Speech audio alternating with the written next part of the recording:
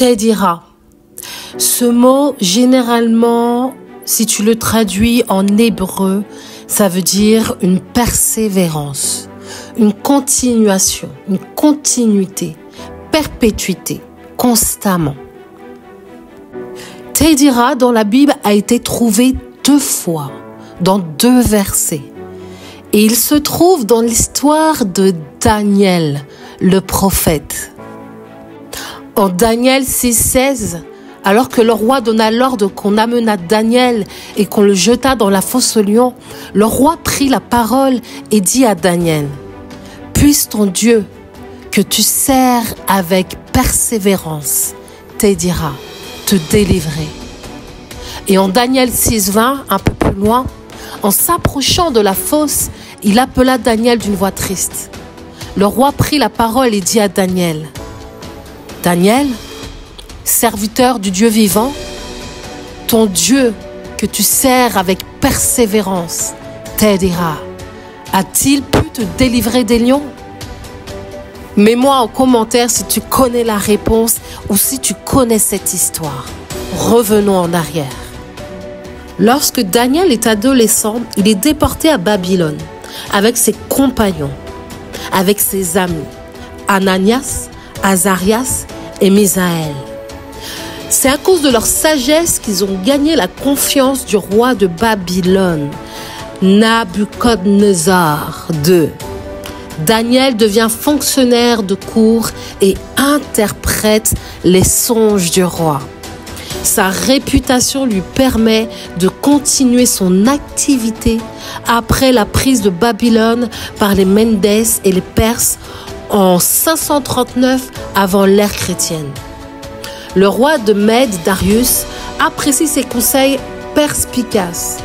Mais il y a des ennemis qui le font tomber en disgrâce et le monarque est contraint de le jeter en pâture aux lions. Fidèle à sa foi, il écarte miraculeusement le supplice et se voit gracié. Tu l'as bien compris, Daniel fut jeté au milieu des lions. Je te parlais d'autorité. Et tu vois là, Daniel a expérimenté cette autorité qu'il a sur les animaux de la terre. Cette autorité que Dieu lui avait donnée. Imagine, on te jette au milieu des lions. Quelle va être ta réaction? Dis-le-moi en commentaire. Moi, perso, je pense que je sais que je vais mourir, je pleure, je crie, je me mets par terre, je me mets contre le mur et je commence à dire, Seigneur, pourquoi? Je croyais que t'étais mon Dieu. Soyons honnêtes. Mais me connaissant, des fois, très souvent, j'étais surprise de voir à quel point j'étais une vraie conquérante. Parfois, j'ai été surprise de voir tellement j'étais une guerrière. J'étais surprise de voir comment Dieu, à travers moi et le Saint-Esprit, m'a aidé à gérer des situations compliquées. Alors, imaginons que Dieu rappelle à Daniel l'autorité qu'il a sur les lions. J'ai souvent entendu dire que c'était Dieu qui avait donné l'ordre aux lions de ne pas toucher Daniel. Et c'est probable. Mais imaginons que Daniel se souvienne qu'il est enfant du roi, qu'il est enfant du Créateur et que toute autorité lui a été donnée sur terre. Et que finalement, même si sa première réaction a été peut-être de penser à la peur, il s'est dit non, j'ai l'autorité sur ces lions. Je vais leur ordonner de ne pas me toucher. Je vais leur donner un ordre. C'est comme quand tu as un chien et que tu dis à ce chien assis, couché, pas bouger, chut, tais-toi. J'ai eu un berger allemand dressé quand j'étais jeune. Elle s'appelait Olga. C'était une chienne incroyable, mais vraiment incroyable. Un jour, je vais chercher le pain et je la laisse sur l'arbre qui se trouve à 100 mètres, même pas, non, 2 mètres de la boulangerie. Je la laisse là sans l'attacher et je la regarde en lui disant « Tu ne bouges pas, je reviens ». Je suis partie chercher mon pain et on m'a parlé, je ne sais plus qui je croise, et on me parle. Et puis dans la discussion, je prends mon pain et je m'en vais. Mais je m'en vais chez moi, en direction de mon immeuble.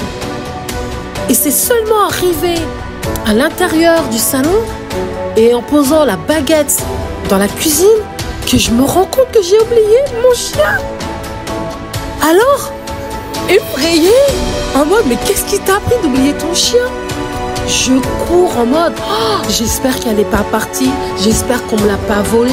Oh, mais c'est quoi? Qu'est-ce qui m'a appris? Comment j'ai pu oublier mon chien? Comment j'ai pu oublier ma chienne? Et là, à ma surprise, quand je suis arrivée devant la boulangerie, elle était là. Elle n'avait pas bougé. Elle n'avait même pas sourcillé. Elle n'aboyait même pas. Elle était là sagement, comme si elle savait que j'allais revenir. Et je me suis même dit, ça se trouve, elle m'a vu partir devant elle. Et parce que je lui avais donné l'ordre de ne pas bouger, elle n'a pas bougé. Même en me voyant partir loin et m'éloigner d'elle. Waouh! L'obéissance chez un chien est incroyable. Alors je me mets à la place de Daniel qui a dû dire au lion, ne me mangez pas. Ne me touchez pas, je suis enfant du roi. J'ai toute autorité sur vous. Et ces lions s'allonger, se mettre accroupis devant lui, ne pas le toucher. Waouh! Son histoire nous apprend la persévérance dans la confiance en Dieu. L'ennemi a envie de t'enlever cette persévérance et cette foi, cette espérance que tu as en Dieu, en ton Créateur, en la parole de Dieu vivante. Et tu dois, même dans les difficultés, même face à l'ennemi qui fera tout pour te tromper et te mettre le doute, rester dans cette persévérance, positionné en Christ dans la foi qu'il n'est pas un homme pour mentir. Le prénom Daniel a une origine hébraco-biblique. Le mot Dayan veut dire juge et El de Elohim est un des noms de Dieu dans la tradition juive. Daniel signifierait donc jugé par Dieu ou Dieu juge ou encore Dieu est mon juge. Et du coup, ça prend vraiment tout son sens parce que Daniel a été gracié par Dieu.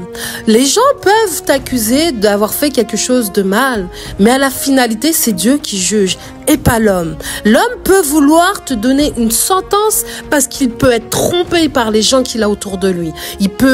On peut lui avoir rapporté de mauvaises choses qui sont fausses volontairement. Je t'ai dit, les gens manigancent, les gens complotent. Mais à la finalité, Dieu connaît la vérité. Et c'est donc seul Dieu qui peut te juger et te gracier.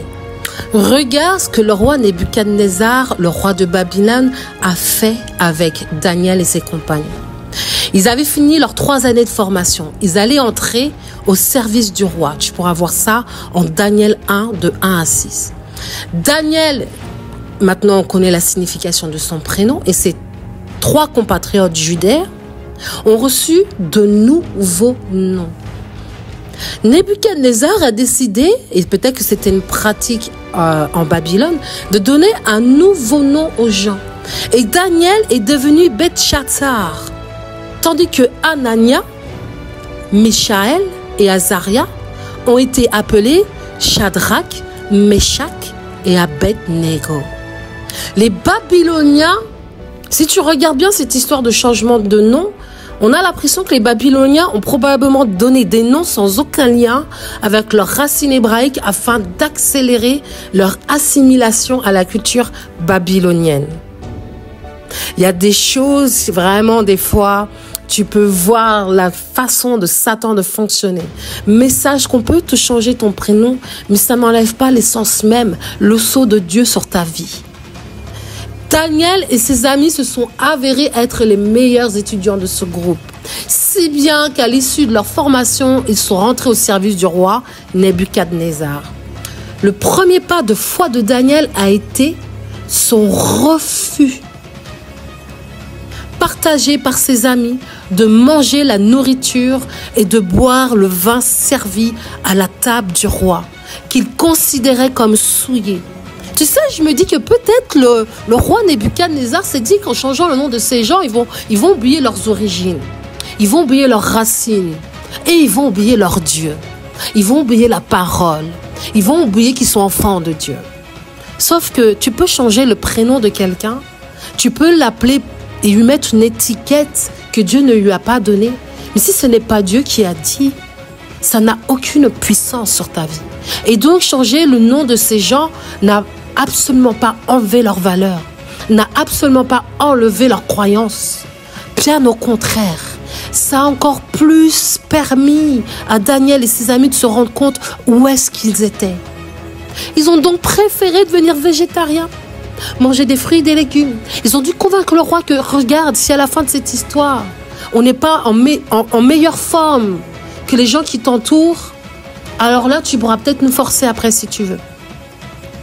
Comme leur santé s'est améliorée et qu'ils ont été autorisés à poursuivre leur régime, Dieu, pour confondre encore plus les Babyloniens et leur roi, a décidé de donner une aptitude à Daniel qui était juste officier, interpréter les rêves et les visions. En Daniel 1,17. Et donc, la deuxième année de son règne, Nebuchadnezzar va être troublé par un rêve dont il va absolument pas comprendre le sens. Alors, comme c'est un païen, vu que c'est un roi qui a des penchants et des tendances à aller vers les choses mauvaises, il ordonne à ses magiciens, enchanteurs, sorciers, astrologues, non seulement de lui interpréter son rêve, mais aussi de lui raconter. Et eux, ils sont arrivés en mode, oui, t'inquiète, on est prêt à interpréter le rêve, on est prêt à tout raconter, il y a quoi derrière ce rêve? Et quand le roi a commencé à raconter son rêve, aucun sorcier, aucun magicien, aucun chanteur, aucun astrologue n'a compris le rêve. Vous savez, Dieu fait exprès parfois de donner des rêves que personne ne pourra interpréter, à part celui que Dieu a choisi. Et donc Dieu avait choisi Daniel. Et donc ces gens-là, ils étaient humainement à la ramasse. Ils n'ont pas pu interpréter le rêve du roi. Tu sais, pour le roi, ça devait être très important parce qu'il a dû avoir une frayeur à voir ce qu'il a vu. Il a dû vraiment être perturbé par son rêve. Et donc, il lui fallait absolument une réponse. Qu'est-ce qui se passe? Qu'est-ce que Dieu essaye de me dire? Qu'est-ce que ce rêve essaye de m'expliquer? Quand il a vu que les gens qui payent là, les gens qui sont à sa cour autour de lui là, ces incapables, n'étaient pas capables de lui donner une réponse, il a décrété que tous les sages, y compris Daniel et ses camarades, devaient être mis à mort. Vous ne servez à rien, les gars. Et donc, du coup, Daniel et ses camarades ont pris à cause des sorciers, des astrologues, des enchanteurs, des magiciens. Alors, Daniel et ses camarades, ils ont dû avoir chaud, en se disant, attends, à cause de nous, on va mourir là? Mais jamais de la vie, en fait. Qu'est-ce qui s'est passé? Daniel a décidé d'aller chercher Dieu dans la prière. Il est parti s'isoler. Il a fermé la porte de sa chambre. Et il est parti prier Dieu. Et le mystère du rêve du roi lui a été révélé par Dieu. Si bien qu'on l'a mené devant le roi afin de lui expliquer et de lui interpréter son rêve. Et Daniel a immédiatement attribué sa capacité à interpréter les rêves au seul vrai Dieu. Tu trouveras ça en Daniel 2,28. L'élément le plus important du rêve de Daniel pour l'interprétation du rêve du roi était qu'un jour Dieu établirait un royaume qui durerait éternellement et détruirait tous les royaumes humains qui l'ont précédé. Le roi Nebuchadnezzar a honoré Daniel pour sa sagesse et l'a établi chef de tous les sages de Babylone. À sa demande, ses trois amis ont également obtenu des postes à responsabilité au sein de l'administration babylonienne. Mais attends, c'est pas fini, parce que Nebuchadnezzar a eu un autre rêve et Daniel a encore pu l'interpréter. Et là, tu sais, des fois, Dieu fait exprès pour que tu puisses reconnaître la puissance de Dieu chez une personne. Alors là, le roi a reconnu que Daniel avait en lui l'esprit du Dieu saint. Son interprétation du rêve s'est avérée juste. Après une période de folie, Nebuchadnezzar, retrouvant la raison, a loué et honoré le Dieu de Daniel comme le Très-Haut, le seul Dieu au-dessus de tous les dieux. Cette histoire nous parle de persévérance, c'est Dieu qui juge. Et c'est Dieu qui te permettra de trouver grâce et faveur auprès de tes ennemis. Et des fois, il utilise des mauvaises situations pour convaincre le cœur de ceux qui ne doivent pas plier et fléchir leurs genoux. Pour montrer à ces gens que Dieu est puissant. Cette histoire, elle nous apprend l'humilité. Ne méprise même pas même le plus petit autour de toi. Tu ne sais pas comment Dieu est puissamment puissant dans sa vie. Tu ne connais pas la consécration d'une personne, mais tu ne connais pas non plus l'attachement de Dieu à la vie de cette personne. Fais attention, sinon Dieu te donnera des rêves, des songes, pour que tu puisses te poser la question de qu'est-ce que ça veut dire. Et il n'y aura peut-être qu'une seule personne qui pourra donner l'interprétation de ce rêve. Et c'est une personne que tu as ignorée, une personne que tu n'as pas considérée, une personne que tu as voulu te débarrasser, que tu as rejetée. Soyons sages et intelligents à recevoir les personnes que Dieu nous envoie pour nous bénir. Persévérance. Persévère là où tu es, enfant de Dieu. Dieu peut t'utiliser pour les Babyloniens de ce monde, pour les rois de ce monde, pour qu'ils puissent fléchir leurs genoux et reconnaître que Dieu est le seul vrai Dieu.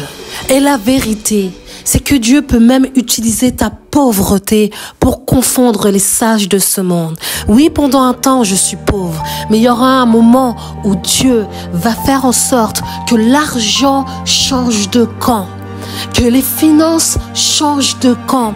Il va aller chercher entre les mains de ceux qui étaient dans la corruption pour mettre dans tes mains à toi, enfant de Dieu. Alors ne méprise pas ta situation d'aujourd'hui. Ce n'est pas la finalité. Ce n'est pas la finalité de ce que Dieu a prévu pour toi. Bien au contraire. Je suis passée d'un petit appartement F2 à une énorme maison avec une terre incroyable. Ne méprise pas les petits commencements. Aie confiance en Dieu. Aie confiance dans ce que Dieu a mis en toi, sa présence, cette intimité que tu dois protéger plus que tout. T'aidera, persévère dans ta foi en Jésus-Christ.